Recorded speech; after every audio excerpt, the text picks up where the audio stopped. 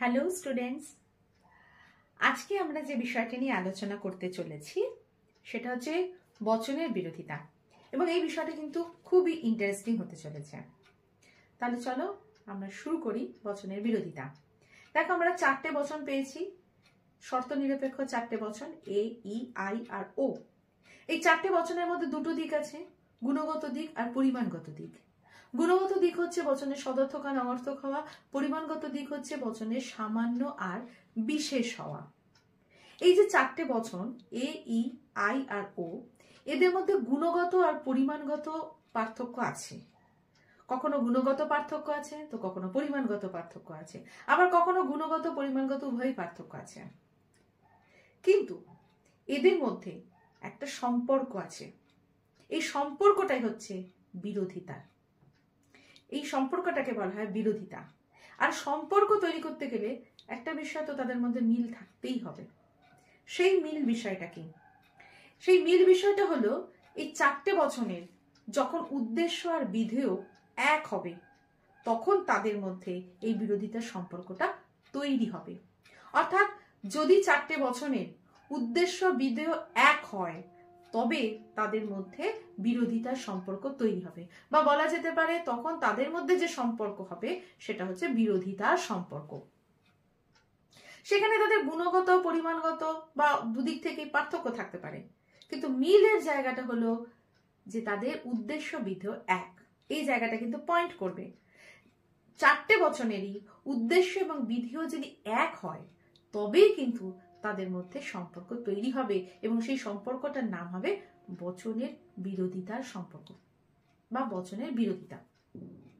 এখন এই বিরোধিতা কয় রকমের হতে পারে, কত রকমের হয়? বিরোধিতা চার রকমের হয়।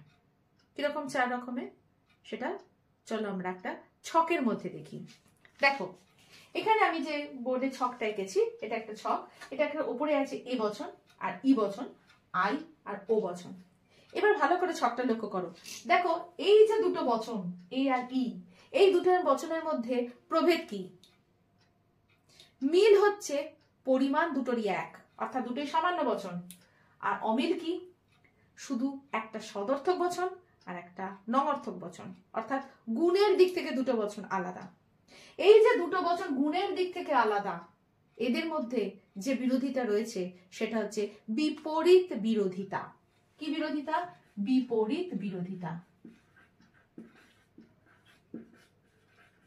তবে এখানে কিন্তু তোমরা অবশ্যই লিখে রাখবে বা নোট করে নেবে যে এই বিরোধিতা তখনই হচ্ছে যখন এ বচন আর ই বচনের উদ্দেশ্য বিধেয় এক। বোঝা গেল?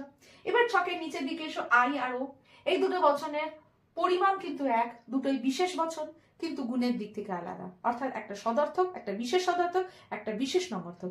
এই দুটো বচনের মধ্যে যে সম্পর্ক তার নাম হচ্ছে অধীন বিপরীত বিরোধিতা। কি নাম? অধীন বিপরীত বিরোধিতা।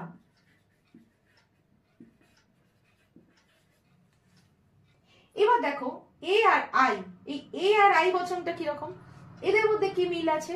এদের মিল হচ্ছে যে এটা গুণের দিক থেকে এক, দুটোই সদর্থক বচন, এও সদর্থক বচন আইও সদর্থক বচন, কিন্তু পার্থক্য কোথায়? পরিমাণের দিক থেকে পার্থক্য। এদের মধ্যে যে সম্পর্ক সেটা হচ্ছে নাম অসম বিরোধিতা। অসম বিরোধিতা। এদিকেও তাই, ই আর ও, এরাও গুণের দিক থেকে এক, দুটোই নঙর্থক বচন কিন্তু পরিমাণের দিক থেকে আলাদা, তাই এদেরও সম্পর্ক হচ্ছে অসম বিরোধিতা।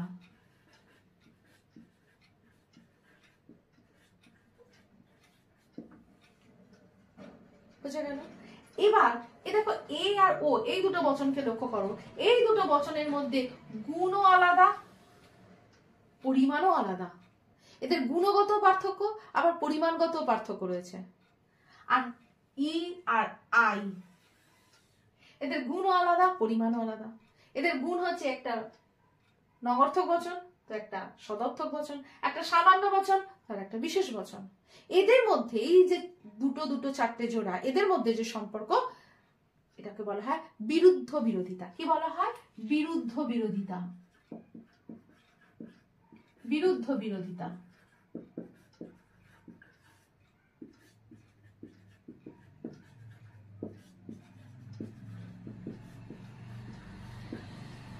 তাহলে দেখো বচনের বিরোধিতার 4টে প্রকারভেদ তোমরা পেয়ে গেলে। কি কি? বিপরীত বিরোধিতা 1 নম্বর, 2 নম্বর অধীন বিপরীত বিরোধিতা, 3 নম্বর অসম বিরোধিতা, আর 4 নম্বর বিরুদ্ধ বিরোধিতা। বুঝে গেল? কাদের কাদের মধ্যে হয়েছে? এটা ডেফিনেশন কি হবে যদি প্রশ্ন আসে সেটা বলে দিই। ডেফিনেশনটা খুব সহজ। কিরকম? একই উদ্দেশ্য বিধেয় বিশিষ্ট দুটো সামান্য বচনের মধ্যে এই আর ই যদি শুধু গুণগত পার্থক্য থাকে তাহলে হবে বিপরীত বিরোধিতা, যেমন এই আর ই।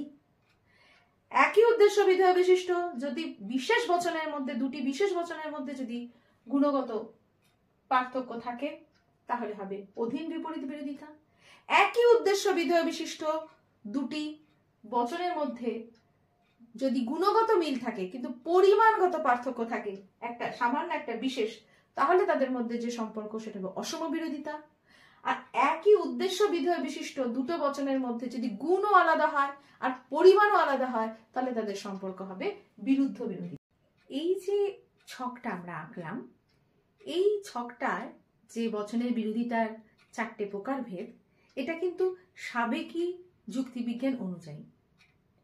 নব্য যুক্তিবিজ্ঞানীরা, যেমন ধরো জর্জ বুল, জন ভেন প্রমুখ যুক্তিবিজ্ঞানীরা, তারা এই বচনের 4টে বিরোধিতাকে স্বীকার করেননি। তাদের মতে বচনের বিরোধিতা শুধুমাত্র একটি বচনের মধ্যে হয়, একটি সম্পর্ক, সেটা হচ্ছে কি বিরুদ্ধ বিরোধিতার সম্পর্ক, যেটা এই দুটো বচনের মধ্যে হয়। কিরকম? এ আর ও, এ আর ও, এই দুটো বচন, আর এই জোড়া দুটো বচন অর্থাৎ ই আর আই, এই জোড়া দুটো বচনের মধ্যেই শুধুমাত্র বিরুদ্ধ বিরোধিতার সম্পর্ক তৈরি হয়। আর এটাই নব্য যুক্তিবিজ্ঞানীরা স্বীকার করেছেন। এখন বচনের বিরোধিতা তো হলো। বচনের বিরোধিতা আমরা এখান থেকে আমাদের কি প্রশ্ন আসতে পারে?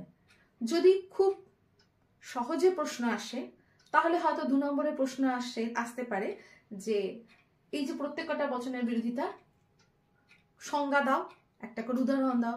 যেমন দিল বিপরীত বিরোধিতা কাকে বলে, তার সংজ্ঞা দাও আর উদাহরণ দাও। খুবই সহজ।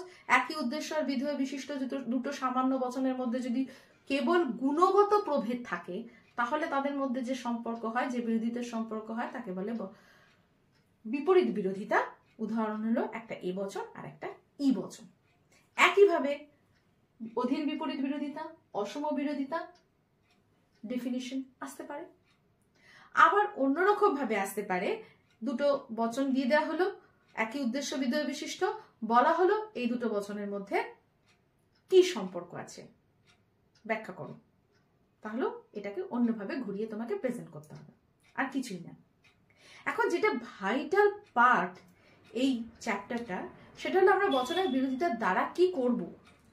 বচনের বিরোধিতা, এই যে 4টে বচনের একটা সম্পর্ক, এই সম্পর্কটার দ্বারা আমাদের কি হবে? হবে এই যে একটা বচনের সত্য মূল্য যদি আমি জানতে পারি তাহলে তাদের এই সম্পর্কের ভিত্তিতে বাকি যে 3টে বচন আছে তার সত্য মূল্য কি আমরা নির্ধারণ করতে পারব। বুঝে গেছে? অর্থাৎ যদি ধরো আমি এই বচনের সত্য মূল্য জানি তাহলে আমাকে ই আই ও সবকটা বচনের সত্য মূল্য কি হবে আমি কিন্তু বের করে ফেলতে পারবো। তার জন্য নিয়ম আছে এবং সেই নিয়মগুলো আমি আজকের ভিডিওটা দেব না, তাহলে ভিডিওটা অনেক লেন্থি হয়ে যাবে। এটা বচনের বিরোধিতার পার্ট বি অংশে তোমাদের পড়িয়ে দেব। আশা করি তোমরা আজকে যতটা পড়ালাম এটা বুঝতে পেরেছো।